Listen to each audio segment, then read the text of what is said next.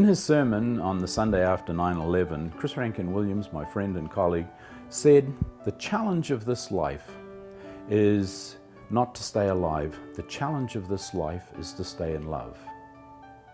In this course, what I'm going to teach you is how to forgive so that you can meet that challenge of staying in love.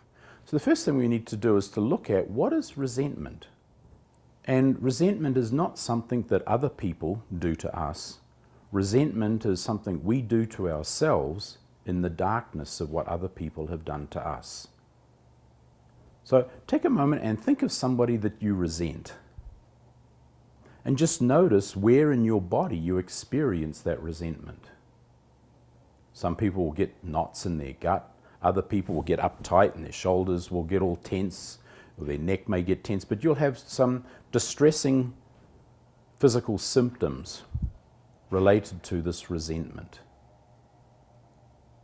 Now, once you've identified the resentment, the question is, what do you have to do to get that resentment? Now, what we are doing is remembering something in the past, but the feeling you're having is in this present moment. So, what are you doing in the present moment as you remember the past? Because you can remember happy times and they don't get you this state of distress that you're currently experiencing. So think about, what are you doing? And what you'll discover is that to create that sense of distress, what you have to do is demand that yesterday would have been different, that people would have behaved, acted in different ways. So this would be my definition of resentment. That resentment is an angry rumination today that yesterday would have been different. And particularly the way we make that demand is that people would have been or could have been something other than what they would, or they wouldn't have done what they did. Now, when you're thinking about the demands that you're making on other people, just be aware that sometimes they can be, and most often are, just incredibly simple. For example, you may be demanding that someone wouldn't have been unkind.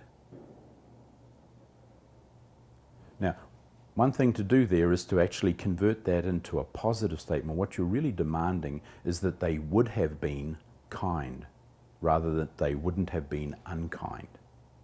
But there are all sorts of demands. We may have demanded that they respected us, that they were reasonable. Just pay attention to what is the demand.